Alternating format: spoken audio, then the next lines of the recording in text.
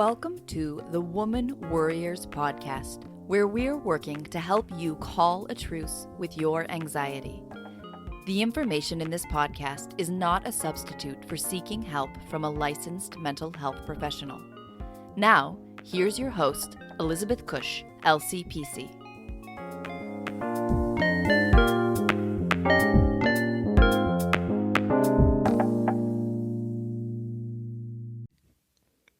Hi, and welcome back to the Woman Worriers podcast. I am very excited about my interview today with Dr. Sarah McKay. But before we get started, I just wanted to say thank you to all you listeners out there for continuing to tune in, to giving me feedback on the podcast, for writing awesome reviews, as well as subscribing. You can follow us on social media at Woman Worriers on Instagram, Facebook, and Twitter. Today, I'm going to be talking to Dr. Sarah McKay, who sums up her research in the words nature, nurture, and neuroplasticity. Sarah is a neuroscientist and science communicator who specializes in translating brain science research into simple, actionable strategies for peak performance, creativity, health, and well-being. As the director of the Neuroscience Academy, Sarah offers training in applied neuroscience and brain health for helping professionals. She's authored the popular book, The Woman's Brain Book, The Neuroscience of Health, Hormones, and Happiness, which explores women's health from womb to tomb through the lens of neurobiology. In 2019, she hosted an episode of ABC's flagship science TV show, Catalyst, exploring biohacking, brain health, and longevity. In 2020, Sarah will take part in Homeward Bound, a Women in STEM leadership expedition to Antarctica. Sarah grew up in Christchurch, New Zealand, and after completing her neuroscience degree at Otago University, she won a scholarship to Oxford University for her PhD training. After 5 years of medical research in Sydney, Australia, Sarah hung up her lab coat to build an online science communications business. She combines a wry sense of humor with an uncompromising mind. Whether she is writing or speaking on the TEDx stage, she tells science stories in a fun and compelling way. She's been featured in print media, such as The Wall Street Journal, The Guardian, and Sydney Morning Herald, and she can be seen or heard on SBS Insight, ABC Radio National, ABC Catalyst, and Channel 7 Mornings in Australia. Sarah lives on the northern beaches of Sydney, Australia, with her Irish husband. Together, they're raising 2 boys and a Cocker Spaniel, and they can be found sailing, surfing, mountain biking, or skiing. Today, we're going to talk to Sarah about her book, The Woman's Brain Book, The Neuroscience of Health, Hormones, and Happiness. So I'm very excited about this topic because it feels as if the research, either there isn't a ton out there or it's very contradictory, and I want to pick her brain about women's health. So she is clearly a woman warrior, and she is doing some great stuff out there in the world. So let's get started. Hi, Sarah. Welcome to the Woman Worriers podcast. Oh, thank you for having me. I love your podcast. You do really important work, so I'm thrilled to be here. I'm so excited to have you. And it's interesting because for such a long time, I have wanted to find someone who could talk to me about, how our brain and body work and like why women's brains do what they do. I mean, why our female bodies do what they do. So I'm very excited about our conversation. But before we get started, I just want to hoping you will talk a little bit about yourself and what inspired you to do this work and to write this book. Yeah, sure. Well, I live excuse me, I live in Sydney, Australia, but I'm actually a New Zealander, so I grew up in New Zealand, which I think has gained a bit of recognition recently because we have a really fantastic Prime Minister, and she's done a lot for putting Kiwi women on the kind of in the headlines. So we're very proud of who we are and where we're from. And I certainly was incredibly fortunate to grow up in that part of the world because it's very down to earth and very real, and I like to think that that's still who I am. Now, I had a very happy childhood, grew up in a lovely family, lots of love, and I was one of those kids that always had my head in a book. Just always enjoyed reading and learning, and I loved school all the way through high school. Was toying with various kinds of careers as you do if you're a bit of an overachieving teenage girl. Yeah. And headed off to university, and I was sort of doing what we call in New Zealand at that time. It was like a sort of a health sciences first year to take you down into lots of the sort of the medical health science disciplines, and was doing psychology lecture and read a book by a chap called Oliver Sacks, who was a neurologist, and he wrote a book called The Man Who Mistook His Wife for a Hat. I remember hearing about it in school myself. Yeah, and it's an extraordinary book, and he writes. He's a wonderful writer and writes a series of case studies about people with very bizarre neurological disorders. And I was utterly captivated by that. And this is back in the early 90s. And I remember saying to a friend that who was doing a lot of the same subjects, and I said, I'm so interested in this kind of the brain and psychology and the biology of psychology. And he said, there's this brand new degree discipline at another university down 4 hours away from where I lived called neuroscience. And I was like, well, that sounds really interesting. So I went down to that uni and checked it out, and it really pulled together the neuroscience component from pharmacology and physiology and anatomy and psychology and psychiatry. And I was like, this is my thing. So I transferred to that university and was one of the first cohort to go through and gain a degree in neuroscience from that university. Loved every second of it, and it's really sort of been the path that I have never ever deviated from since. It's such an incredibly broad, deep and rich subject. There's no way that you can ever know everything there is to know. So especially for someone like me where I have just such a deep love of learning, it's a perfect discipline to be in. Nice. I was incredibly fortunate then to head off. I went off travelling around with my friends around Europe with a backpack, as you did back in the early 90s, with $100 in my back pocket type of thing. And I was very fortunate to win a scholarship to Oxford University to study my master's, and then I did my PhD there as well. And when I was there, the research field that I was working in, I was really interested in brain development, and in particular the role of sort of nature versus nurture, although that's quite an old-fashioned way to think about it now. But I was interested in how the experiences that we have guide how the brain wires up during development. And now we'd be more familiar with concepts such as using words like neuroplasticity. Right. But even back at the turn of the century, they weren't necessarily phrases that we used.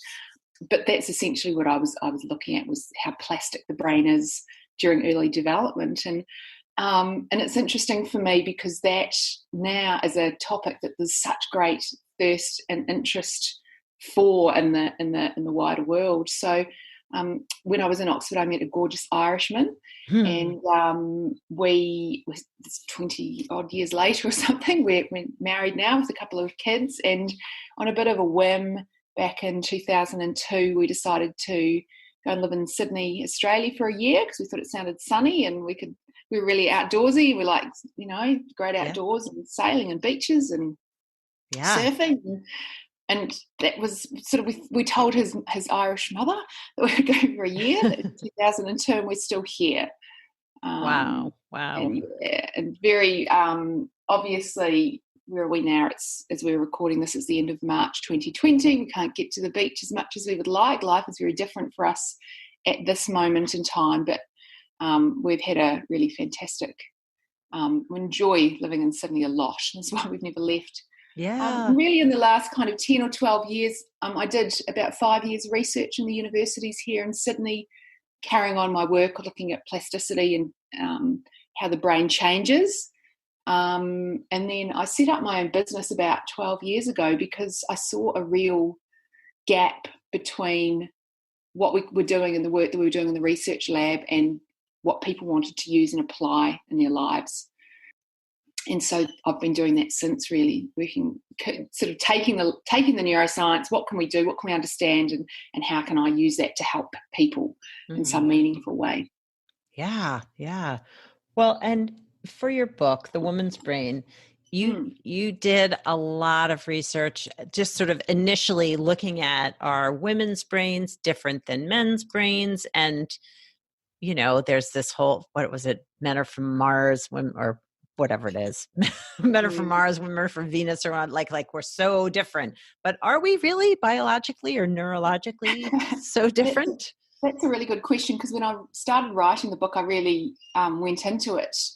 Having written a piece for the ABC here in Australia on menopause and brain fog, and then thinking, wow, sort of chatting with a publisher, talking about menopause and pregnancy and puberty, and thinking, wouldn't it be really interesting to write a book about the neurobiology of periods and the pill and pregnancy? And so it was very much a book taking a look at women's health. Yeah. But as soon as I said I was writing a book on, if I used the words the female brain instead of women's health, the first question I'd be asked was, how different are male and female brains? Or you'd get some bloke saying, can you tell me how to understand my wife?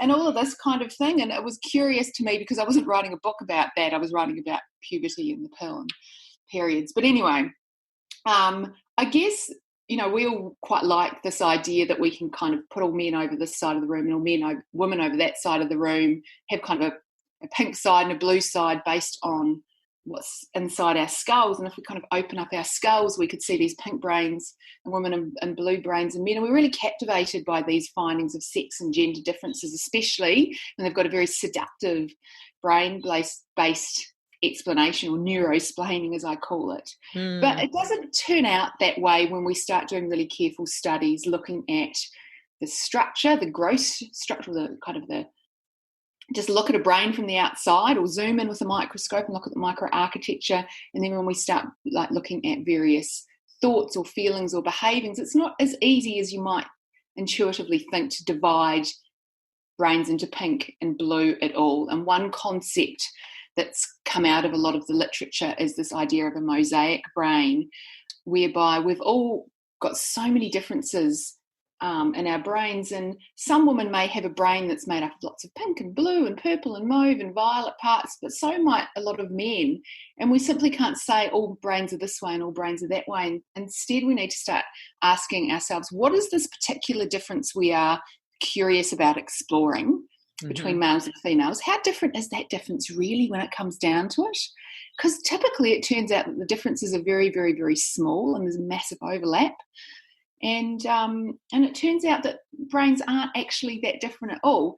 Some parts of brains in women are different from men. For example, women have a part of the brain that controls ovulation. Of course, men don't have that part of the brain. But the vast majority of our brains are devoted to interpreting what we see, to processing sound and movement and interacting with other people, and thinking about solving maths equations if you're at primary school, or learning a musical instrument, or patting your dog, or cooking a meal, or smelling food and enjoying someone else's company. All of these things we all do. Yeah. They're not gender specific. So, and I also think because of the vast majority of the work I did when I was working in the research lab was taking a look at this concept of plasticity. So much of our brains are shaped by our lives and the experiences that we have, and children are born into a gendered world. And I know in the US a lot of people are quite fond of having these gender reveal parties. Oh yeah. I kind of think they're a bit ridiculous, because they're not, it's almost like the baby's life is determined before they're born based on whether they're pink or blue. And every experience that we have, particularly through childhood, shapes and sculpts our brains, and teaches that child, this is who you are in the world in which you're born into. Because a plastic brain essentially is built so that it can adapt to the world in which it lives. And if children are born up in a very gendered way, and that's, I'm not saying that's necessarily right or wrong, then of course the brain is going to learn to behave in a certain way. Yeah. So much of who we are depends on the experiences we have.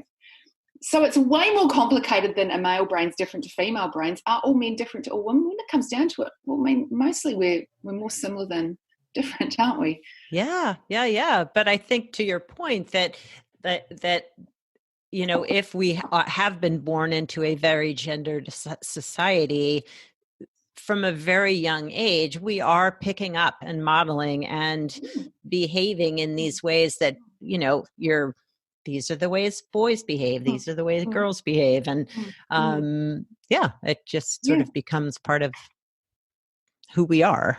Exactly. There's a really interesting study I talk about in the book, which I'm so grateful it was published when it was. It was looking at this real, and we would see this in adults, and particularly in Western world where we see it everywhere. Actually, it's not just the Western. We've seen it forever, and it's that old Sheryl Sandberg encouraging women to lean in, because men are the ones that are more likely to put their hand up, put themselves forward, be very confident, whereas women are far more kind of self-deprecating and less likely to ask for the raise, put their hand up in a room. And I see this all the time when I talk. I do a lot of public speaking. We have Q&A. The men always put their hands up first, and as soon as you start answering the men's questions, the women are less likely to. Wow. Now that male self-confidence and belief in themselves starts at quite a young age. So these researchers are interested, when does that begin? Is it a hormonal thing? Do we see it emerge at adolescence? We see it a lot earlier when hormones aren't doing anything. So you go into a classroom of boys and girls at around age 5, so very beginning of primary school, or elementary school as you call it, and say, hey, I have a board game that's designed for really clever kids. Who wants to learn how to play? It's a smart kids game. And all the boys will go, me, and all the girls will go, me. But then you go in and talk to the 7 and 8-year-olds and say, who wants to play the game for smart kids? The boys go, me. And a lot of the girls go, oh, that's the game for the boys. Smart kids are the boys. Yeah. Similarly, you could present them with a story about, you frame it in terms of what is important to the kids. So you could say, who is the scientist who's going to save the world from coronavirus, or who's going to help stop climate change? Who could grow up to be a scientist like that? And the boys will go, me, and the girls will go, me. When they're about 5, get to ages 7 and 8, the boys will go, oh, well, I could do that. And the girls will go, well, that's what the boys are going to grow up to do. So they're picking up these messages.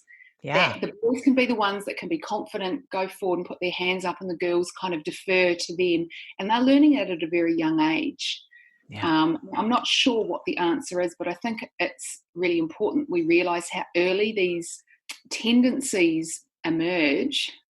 And it's not to say, oh, it's teachers or it's parents, we shouldn't educate children. Look what they learn.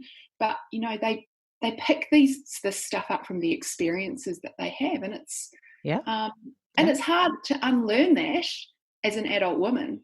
Oh, for sure. Oh my goodness, for sure. I know that I went back to grad school much later, like in my 50s, and I can remember being self-conscious about being the woman who is raising her hand. Like, you're probably sitting in the front row.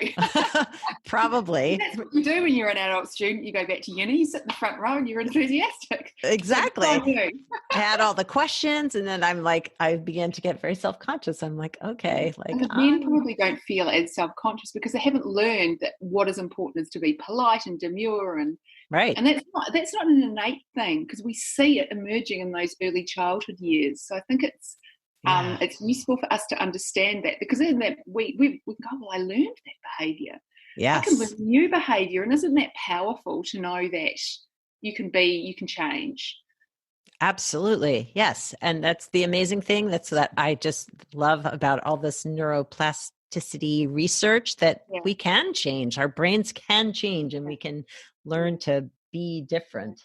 Yeah. But I also found in your book so interesting the research you did and around our cycles. And I know so many women that I see in therapy and in my life, friends, even I experience. Like, it feels as if our cycles control our mental health Mhm. Sometimes. Yes, But yes. what did you find in the research around This that? is really, really for me one of the this is a real game changer when I was writing the book, 'cause it came early on, because I kind of went, in utero childhood, puberty, and then I was going to have the menstrual cycle and within puberty, and then I was like, it needs a whole chapter of its own. So it was early on in writing the book. I Yeah. came across some interesting research, and I very much went into thinking this is going to be a book about biology and how our hormones did influence how we think and feel. And so I thought, well, I started taking a look at across the menstrual cycle. We think, oh, well, if you're not on the pill or menopausal or pre-pubertal, you've got a menstrual cycle Yeah. happening. And so a lot of women, you can think of it as a monthly neuroscience experiment. And I thought, well, does it influence how we think? Our cognitive abilities? And I was delighted to find zero support for that notion. No, it doesn't matter what time of the month it is. We're perfectly able to think and reason and judge and make decisions and plan and be strategic, which I'm so fortunate growing up in the part of the world I did, and that we've always had a lot of women in positions of power and in politics. And I was like, well, of course we can. I knew that. My life Right. But taught me that. also nice to Then I have it validated by research. validated by neuroscience. But women Yes. who have jobs know that, right? We're Yes. perfectly capable humans. And then I thought, well, what about emotions? They're different. Because a lot of us grow up with this story, well, yes, we're on this roller coaster of hormones that we can't really get off, and they control our emotional life. So I thought, oh, well, I'll look at PMS or PMT, that kind of, and I was really interested in that kind of moodiness, crankiness, that women describe before they get their period. Now, I must add that I've been on the pill for many years, but when I wasn't on the pill, I never really suffered from PMS. It wasn't really kind of part of my personal experience. Mm-hmm. But that aside, I thought, well, it's meant to be very common. So I went and I found a meta-analysis, which, if you're familiar or not with how research is done, a meta-analysis pulls together a lot of research, different research studies. And so there's power in numbers. We can make more certain assumptions based on more data. Mm-hmm. And this study was looking at rates of reported PMS and emotional symptoms in women in different countries in the world. It's fascinating. So if you went to France and Switzerland, about 10 or 15% of women said, yes, I suffer from PMS. Jump over the border from France into Spain, still in Europe, about 50% of Spanish women say they suffer from PMS. Varies all the way around the world. And you go into some countries, for example, Iran in the Middle East, about 90 to 95% of women there said, yes, they suffer from PMS. And I was like, well, isn't that curious? Because hormones don't vary that much, and they certainly don't vary that much between France and Spain, but cultures and societies differ greatly. So what is influencing women to have these different experiences of PMS? So I started speaking to a women's health psychiatrist in New Zealand, who's also called Sarah Romans, and she thought the same.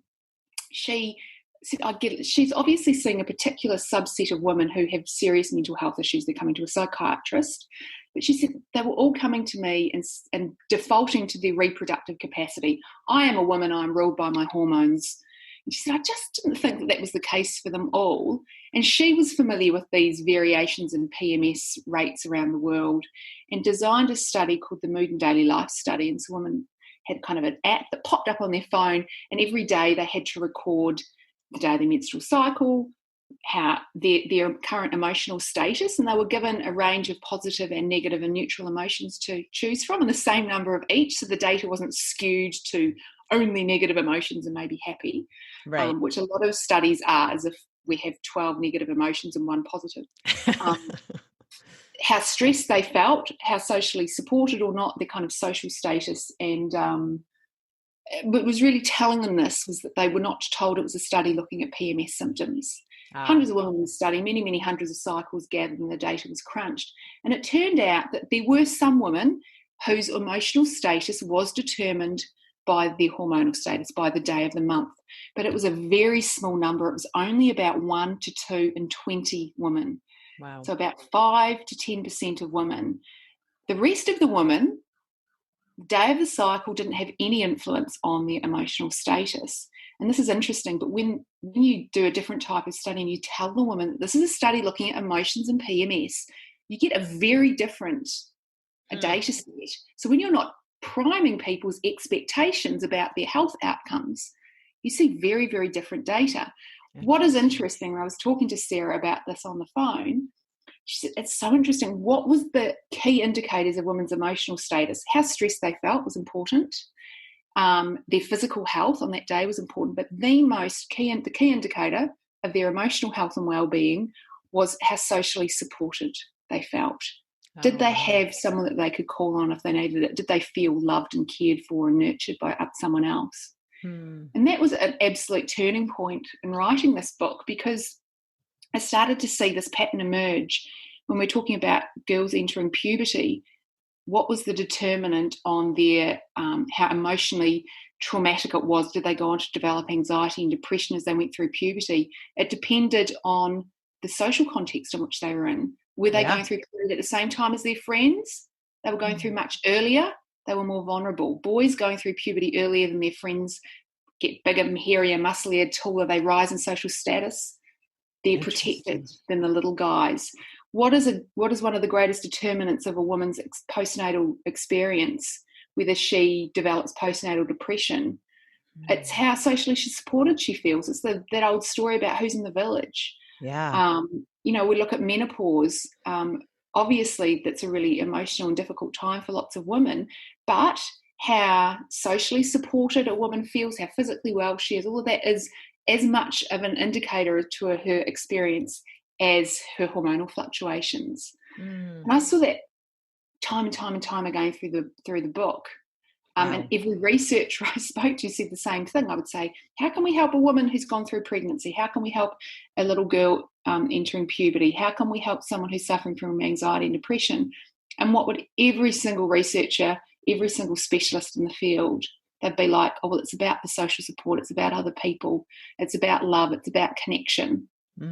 Wow. It makes so much sense. I mean, you think about how, well, as you know, going into puberty with no social support, no, whether it's a parent or a sibling or an aunt or whatever, sort of guiding you through this is like, this is normal. This is what's going to happen. And this absolutely. is, yeah, absolutely. And it's a time, you go through puberty, and those of us who've gone through it can remember it very clearly. Most women can very clearly remember the day they first got their period. Yeah. It's really embedded in your memory. Yeah. And your experience of that largely depends on how well prepared you were. And the only way to be prepared is by other people giving you that information. How normal was that for you?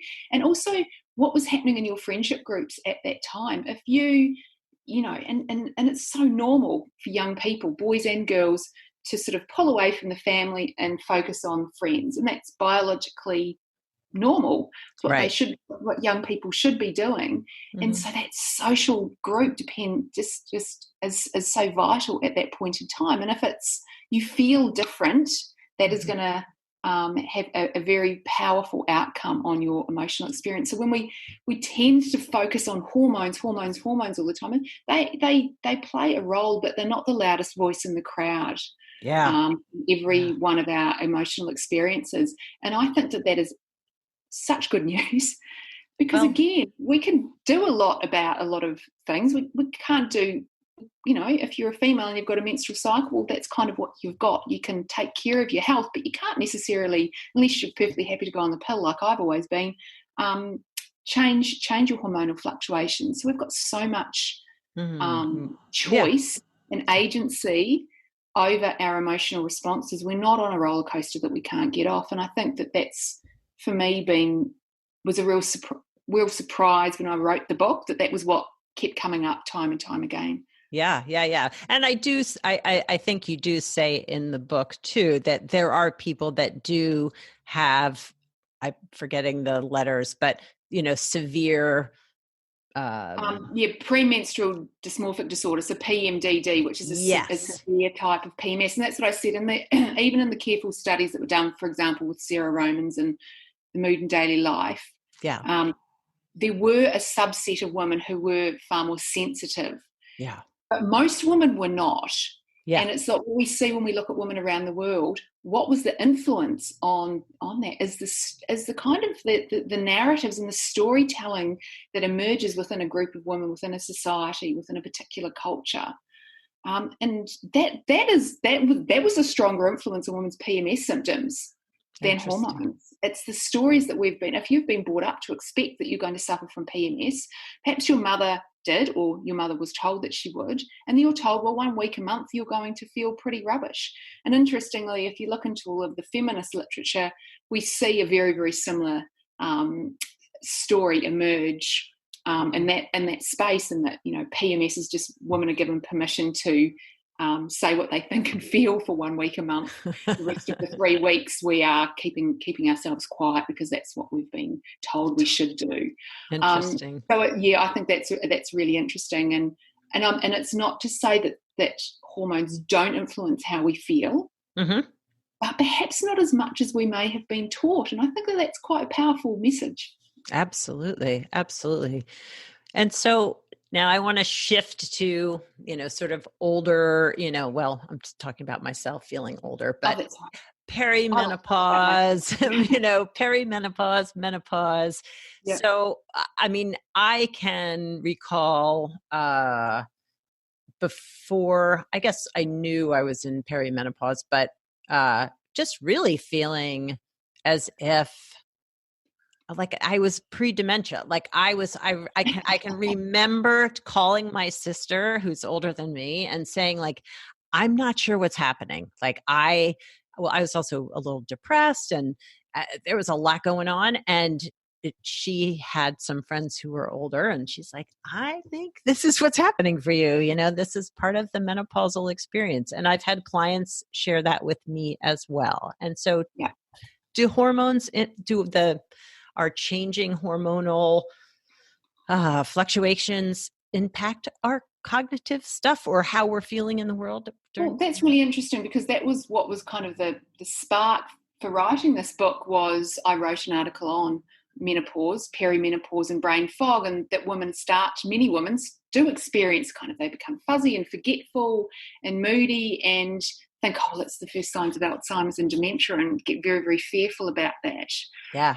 It's a very, very common experience. And I have a friend who I studied with in Oxford, who is an Alzheimer's disease researcher. And the same thing happened to her. She became so concerned that she was experiencing Alzheimer's symptoms, and she's an expert in the field. She went to her GP, and the GP said, I think it might be perimenopause. And what turns out, what is happening in perimenopause is we have these huge surges and kind of a real bumpy ride of hormones, where it's almost like our ovaries are trying to get those last bit of the conversation going with the brain. And we know estrogen, there are estrogen receptors in our brain. Our ovaries produce estrogen, usually TikToks along quite regularly most of our lives, and then we get to perimenopause and it becomes, it does fluctuate wildly. And it turns out it's that fluctuation that has an effect. Now, again, I was like, well, does the fluctuation have a direct effect on some of the symptoms women experience? And there's a real chicken and egg scenario in here, because by far and away the most common symptom that women experience in the perimenopause, and of course this is the years leading up to your final period, could be 4, 5, 6, 8 years, and I'm 45, so I'm right in the middle of it. The most common symptom is hot flashes, getting all hot and sweaty, or night sweats. In particular, when we experience night sweats or hot flashes at night, it disrupts our sleep, it wakes us up completely, or it brings us out of deep sleep. And it may be that it is the sleep disruption that is causing a lot of the other issues. When you're not getting a good full night's sleep, you're far more, you feel far less control over your emotions. Maybe that leads to women at our age, in our late 40s, we've got teenage kids, we've got aging parents. Right now, we've got this global pandemic. We're often at the peak of our careers. We've got a lot going on. And if you're not getting good sleep, because perhaps you're having hot flashes at night, perhaps that's what's causing a lot of problems. So it's a real chicken and egg scenario. We don't really understand what's causing what, like kind of where in the line these things are happening. But we know the hot flashes definitely directly attributable to the fluctuating hormones, because if you treat women with HRT, or myself, I went back on the oral contraceptive pill because I was having hot flashes at night, not during the day. But like last winter, I was boiling hot and I was sweating, and I'd kick the covers off and fall back asleep, and then I'd wake up and I was freezing cold for the winter with my covers on. And this went on for a few months, and I was like, I can't be perimenopausal. But I went and saw my OBGYN, and she was like, well, I think you are. She said, how about you go back on the oral contraceptive pill, because you're still getting your periods every month. Right. And I was like, okay, fine. And what that does, and lots of women don't feel comfortable with this, but I certainly did it, kind of flatlines that fluctuation of hormones. It gives you lots of estrogen. And within a month, I was back to sleeping. I've always been the world's best sleeper, sleeping all night again, not waking up sweating. My skin was amazing. And my hairdresser said to me the other day, she said, there's something about your hair that's changed in the last year. It's much thicker, because I've always had quite fine hair. She said, your hair is much thicker. So that's probably the effects of estrogen and the pill for me. So, I'm not saying, this is not my prescription. I'm not a doctor. I'm just talking about my personal experience here. But it gave me a bit of control back. Lots of women feel very fearful about taking hormone replacements, whether it be the pill if you're perimenopausal, or HRT, perhaps a bit further down the track, because there's a great deal of fear around that. But certainly we know if your symptoms are hot flashes, we understand a little bit about the neurobiology of that too. So there's a region in your brain called the hypothalamus, which controls lots of things, body temperature being one. And when estrogen levels start declining, it's like a thermostat. It gets a bit narrower. So the top temperature goes down, the bottom temperature goes up, and you only need a much smaller shift in body temperature to suddenly feel like you're incredibly hot. If we introduce estrogen back into the system, if you're still perimenopausal, there are no health risks. So long as you don't have a history of breast cancer and whatnot, and that's something every woman has to manage with their own healthcare provider. But if you introduce estrogen back with HRT, or perhaps the oral contraceptive pill, the thermostat kind of goes back to its original setting, and you don't get as hot again. So we understand the neurobiology of that quite well now. Yeah. That's pretty amazing how, I don't know, just how easily things can sort of get disrupted through hormones and changing, and just to change our internal body temperature is just pretty crazy. Oh, for sure. But I mean, I think certainly for me, I felt very well educated on this subject. There's a lot of fear around HRT that came from the studies that were done kind of back at the turn of the century, 2002, 2003, the women's health studies came out. Oh, I remember. It was everyone kind of went off HRT globally, because a lot of large studies have been done looking at women taking HRT, and it looked like a lot of diseases, increased cancers and heart disease, etc. And so the studies were stopped, and people became very, very fearful about HRT almost overnight. And it's really interesting now, those studies have been looked at in a great deal of more detail. And a lot of women were entering these studies. About half of the women in the studies were put on HRT when they were in their 50s, 60s, and even 70s. So 10, 20, even 30 years after they had gone through menopause.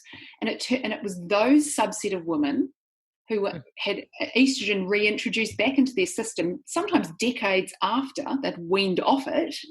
Those were the women that showed the increased risk of these various health issues. Women who were put on HRT or whatever medication it was for their symptoms, if they were symptomatic and they started taking it when they were symptomatic, perimenopausal, or within a year or two of the menopause, we don't see the same increased risk in those women. And it was the older ladies who skewed the data. They should never have been put on it.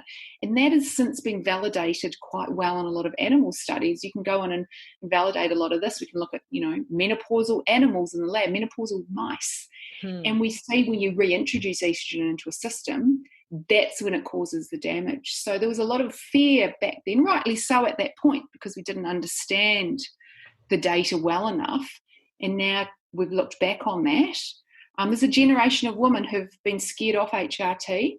But what I certainly see now is amongst my group of friends who are all in our mid-late 40s, certainly here in Australia at least, those messages are through and women are feeling much more comfortable. There's not the fear that the medical profession is really educated on all of this data now. And we've got options now if we so choose, which is a really positive thing.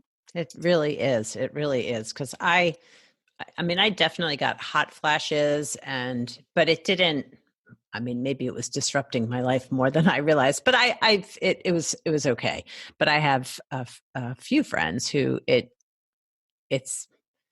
stops them from sleeping. It's making them, and so they've been able to go on HRT and really changed their lives. It changed their lives. It does change lives. One researcher I said to, he said, I have women who are going through menopause giving up work. He said, but I have cancer patients who carry on working.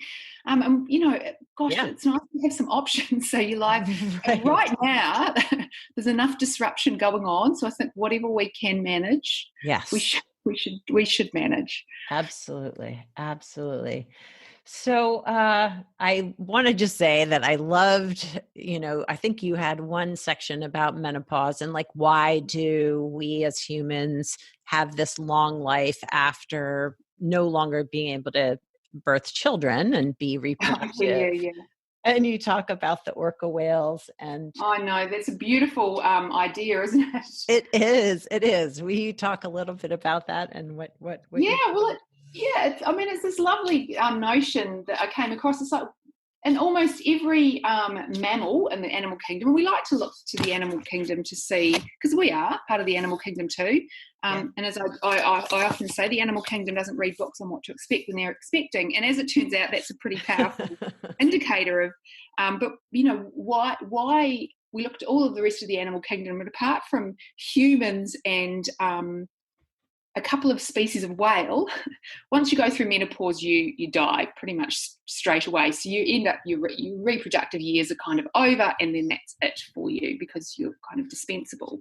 Right. But what is it about humans and orca whales? I think it's also pilot whales, actually. Oh, yeah.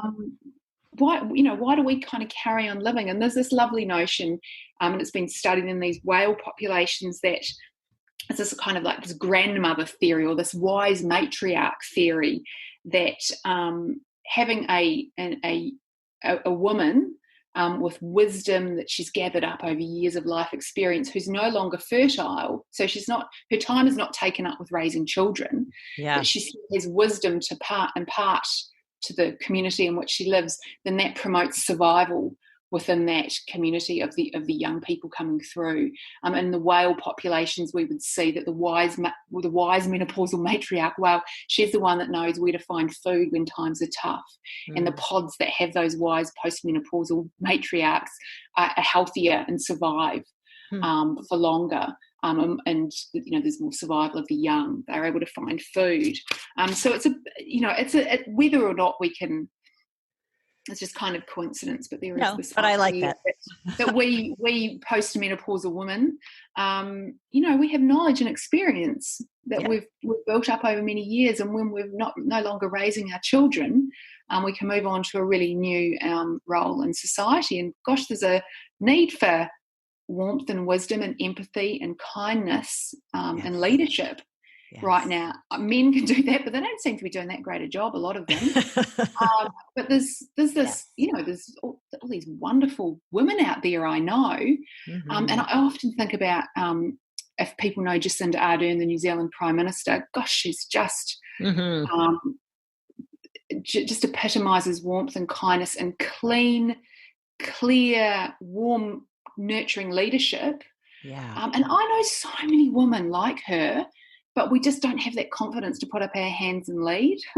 And there's, gosh, we're all missing out. I know. By women not having the confidence to do what someone like Jacinda does, when we've got that ability. We just need to step up a bit. Well, and the hard part here, especially in my country, the United States, like the women that do rise to the top tend to be the women who have learned to sort of do politics or leadership in a very male way, because that's how they got, they are confident, and then they're then shamed and, they're the bitch, they're the whatever. Yeah.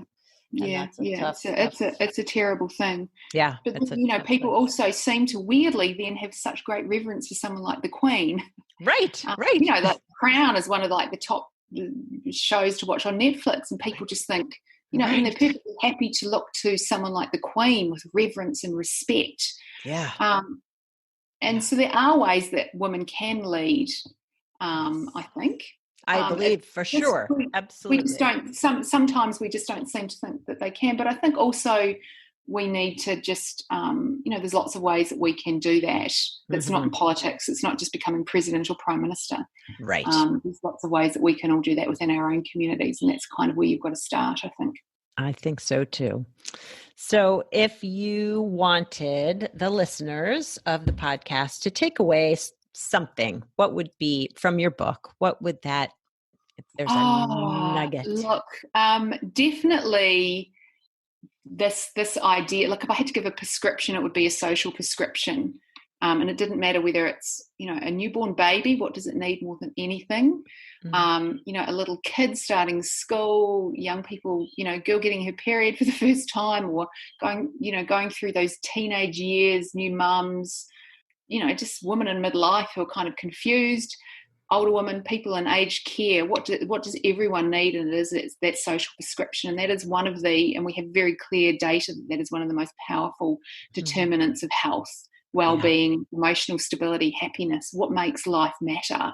And when you look back across your life course, what are the things that mean the most? And gosh, isn't the world learning that now? What matters more than anything is the people. Yeah. People we're being told we should socially isolate. We're just being asked to physically distance, not to become lonely and not to turn away from each other. And what is everyone struggling with more than anything is being told you can't be with other people. And I think that is to remember that. And especially right now, there's so much focus on these words, social isolation, and we need to think, well, it's more about physical distancing. And we're quite fortunate that this has happened in a way in the internet era where we can stay connected. Oh, yeah. And I grew up in New Zealand. My husband grew up in Ireland. Neither of our families live in the country we live in. So for years, we have facilitated grandchildren relationships via Skype and FaceTime and email. I talk to my mum on FaceTime most days. So I don't feel disconnected from her because I've fostered that connection using a different way. And I think it's about feeling that you are connected with people that is important. We have to, I think, right now remember that. Yeah. Physically distant, but stay emotionally, socially connected. Yeah. So, Sarah, how do people find you if they want to know more about you and your work? Yeah, sure. Well, I'm on social media. I have my moments of being active on social media, and other times when I take care of myself and duck away. But I play around a bit on Instagram. So on Instagram, I'm Sarah Marie McKay. I'm sure hopefully you'll provide the link. I will provide all the links. 2 E's. I have a website which is actually going through a bit of a revamp at the moment, but at the moment people can find it at yourbrainhealth.com.au. And if they go to yourbrainhealth.com.au/toolkit, there is a brain health toolkit that they can download, which contains some of my hand-picked tools and strategies that will give people a bit of an insight into the world of brain science, but how they can use neuroscience in their lives and in the work that they do as well. Cool. Well, I will definitely provide all those links in the show notes, and I hope people will check them out. Yeah, I hope so too. And I hope just everyone, stays connected, even though, my boys are quite fond of saying we're all in this together, but separately. There you go. And just, we've got to get back to basics. Yeah. Sleep. I agree. Sleep's a superpower. It passes the time. Sleep, try and get some exercise in, and just keep loving those around us. Absolutely. Well, thank you. Thank you so much for being a guest today. I really appreciate you taking the time all the way across the world from me, and it was really great to connect. Yeah, you too. Thank you so much. It's been a pleasure chatting. Wow, so much good information to take away from that conversation. I hope that you enjoyed my conversation with Dr. McKay, Sarah McKay. I really enjoyed her down-to-earth way of explaining brain science, women's health, women's mental health in terms of our hormonal fluctuations and changes from puberty on through menopause. Well, I hope you this week will take into account what are the messages you're getting from society about your ability to lead or to be emotionally stable when you're having during your cycle, or what it means to be in menopause or perimenopause societally. Yeah, just think about that. And I hope that all of you are healthy and staying safe and finding some comfort and connection in this time of uncertainty. Take care of yourselves. Take care of your loved ones. Ciao for now from this Woman Worrier.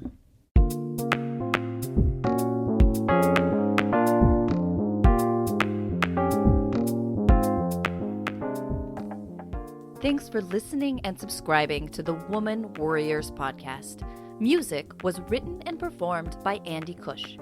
If you'd like more information on this episode, you can find the show notes, the resources shared today, and links to the guests' profiles at womanworriers.com.